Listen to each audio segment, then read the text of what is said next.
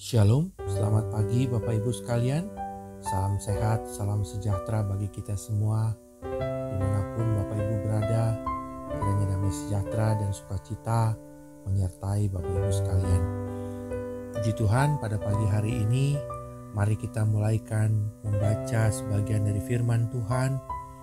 Dan pada pagi hari ini saya rindu membagikan firman Tuhan dari Kejadian pasal yang ke-50, kisah mengenai Yusuf yang saya ambil dari ayat yang ke-20. Adapun tema atau topik renungan kita pada pagi hari ini adalah peran kita di dalam pemerintahan Allah. Peran kita di dalam pemerintahan Allah. Saya bacakan Kejadian pasal yang ke-50 ayat yang ke-20. Demikian bunyi firman Tuhan, memang kamu telah mereka-rekakan yang jahat terhadap aku, tetapi Allah telah mereka-rekakannya untuk kebaikan, dengan maksud melakukan seperti yang terjadi sekarang ini, yakni memelihara hidup suatu bangsa yang besar.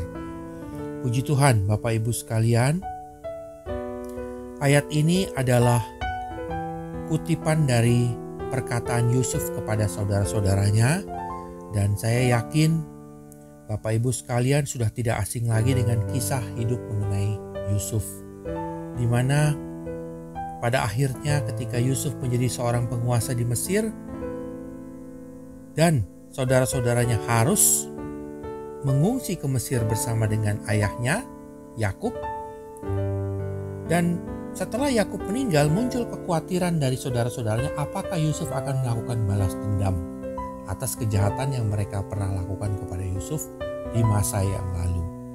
Dan inilah yang Yusuf katakan.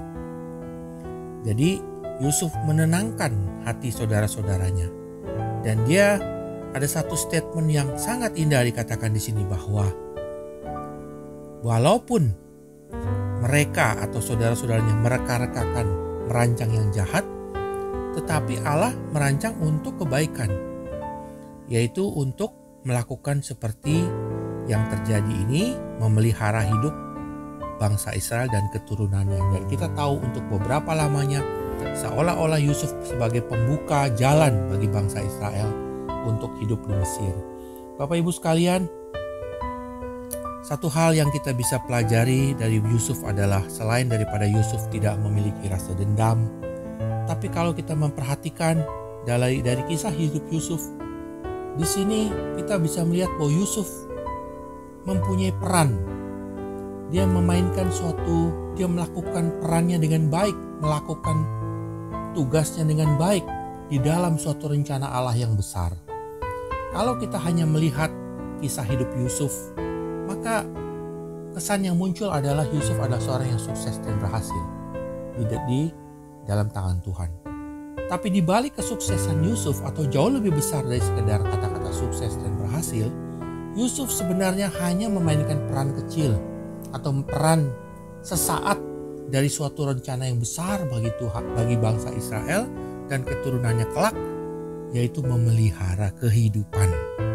Nah, Bapak Ibu sekalian, saya juga percaya bahwa saya dan Bapak Ibu sekalian, kita semua yang masih hidup di dalam dunia ini memiliki peran di dalam pemerintahan kerajaan Tuhan. Nah, itulah yang harus kita cari. Apa peran kita di dalam kehidupan kita? Jika Yusuf, dikatakan di sini Yusuf merasa akhirnya dia menemukan peran dia setelah dia melalui perjalanan yang berliku-liku di dalam hidupnya. Ya, dimulai dari dimusuhi saudara-saudaranya, bahkan dijual, difitnah Potifar, masuk penjara dan sebagainya. Di akhirnya dia mengetahui bahwa dia mempunyai peran dalam dalam rencana Tuhan. Demikian juga dengan kita. Kita harus menemukan peran kita di dalam pemerintahan Allah. Dan peran kita ini tentu Tuhan ingin supaya kita melakukannya dengan sungguh-sungguh, dengan baik. Bapak Ibu, betapa menyesalnya kita kelak kalau pada saat kita sudah menghadap tahta pengadilan Tuhan, ternyata bagi di mata Tuhan atau di pemandangan Tuhan kita tidak memainkan atau melakukan peran kita dengan baik di dalam rencana Tuhan. Dan kalau Yusuf bisa menyimpulkan bahwa peran dia adalah memelihara hidup, minimal pada saat ini kita juga adalah pemelihara hidup bagi orang-orang yang saat ini Tuhan hadirkan dalam hidup kita, misalnya keluarga kita. Juga ada orang-orang yang mungkin kita kenal, terutama di dalam masa pandemi ini yang barangkali membutuhkan uluran tangan kita. Kita juga memainkan peran atau kita dibutuhkan memainkan peran untuk sebagai pemelihara hidup atau penyalur berkat bagi mereka. Bapak Ibu, di dalam masa pandemi ini ya, ataupun di luar masa pandemi sekalipun, kita bisa melihat sekeliling kita. Kita bisa memperhatikan orang-orang yang kita temui, kita bisa memperhatikan orang-orang yang menjadi saudara-saudara kita, orang-orang yang dihadirkan Tuhan. Dan mari kita tanya kepada Tuhan, apakah peran kita bagi mereka yang kira-kira membutuhkan? Apakah peran kita dalam kehidupan ini, bukankah itu semua adalah pekerjaan Tuhan? Tuhan Yesus pernah mengatakan, apa yang kamu lakukan bagi saudaramu yang paling hina, kamu telah melakukan bagi aku. Tuhan, saudara-saudara, juga Paulus pernah mengatakan, ada satu prinsip hidup Paulus yang sangat terkenal, yaitu hidupku Kristus, mati adalah keuntungan. Artinya dia mendedikasikan seluruh hidupnya untuk memainkan perannya bagi Tuhan dan pekerjaannya. Nah Bapak Ibu, pekerjaan Tuhan begitu luas. Pekerjaan Tuhan bisa di gereja, tapi bisa juga di dalam kehidupan kita. Melalui apa yang kita, melalui orang-orang di sekeliling kita, melalui keluarga kita. Mungkin melalui murid-murid, seandainya kita adalah seorang guru, seorang pendidik.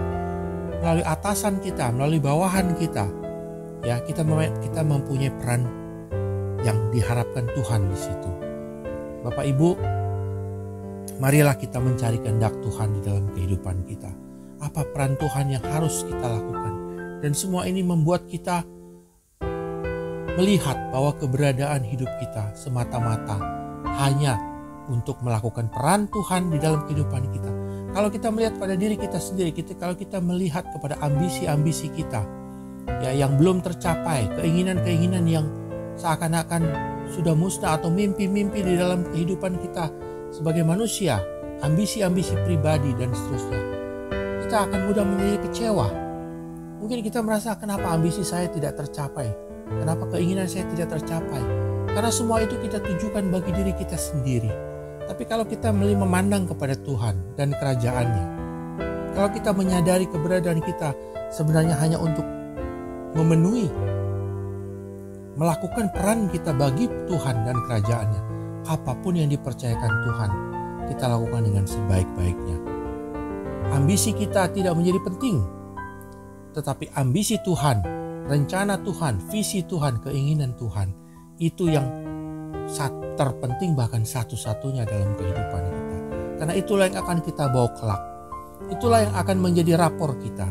Satu kali kalau kita menghadap tahta pengadilan Tuhan, itulah kata-kata yang kita ingin Tuhan sampaikan kepada kita adalah, sabar, marilah hambaku yang setia, engkau telah setia di dalam hidupmu. Itulah kata-kata yang ingin kita dengar daripada Tuhan.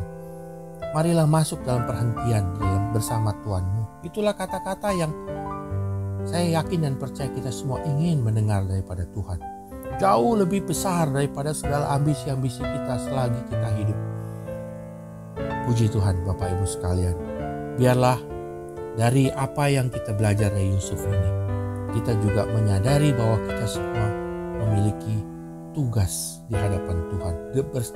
Dan Tuhan sudah lengkapi kita dengan talenta yang harus kita kerjakan dengan sebaik-baiknya. Mari kita berdoa. Puji Tuhan, terima kasih Bapa yang baik. Terima kasih Tuhan buat firman Tuhan pada pagi hari ini yang boleh mengingatkan kami bahwa keberadaan hidup kami di dunia ini adalah melakukan tugas bagi pemerintahan kerajaan. Tuhan Yesus, tolong kami menemukan visi dan maksud rencanamu di dalam hidup kami, di dalam kehadiran kami selama kami hidup di dalam dunia ini, sehingga kami berguna menjadi alat-Mu di tangan-Mu. Tuhan, Biarlah kami juga boleh belajar sebagaimana Yusuf, melakukan kehendak-Mu dengan tidak bersungut-sungut. Tetap percaya di dalam masa-masa sulit Tuhan, dan tetap menjaga integritas di hadapan Tuhan.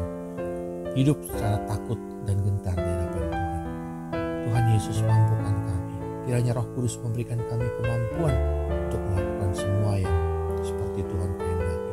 Terima kasih Tuhan. Terima kasih. Biarlah Tuhan juga tolong aktivitas kami pada pagi hari ini dan sepanjang hari ini. Semua bahkan bagi hormat dan kemuliaan nama. Di dalam nama Tuhan Yesus kami sudah berdoa dan mengucap syukur. Amin. Puji Tuhan Bapak Ibu sekalian. Selamat beraktivitas. Tuhan Yesus memberkati.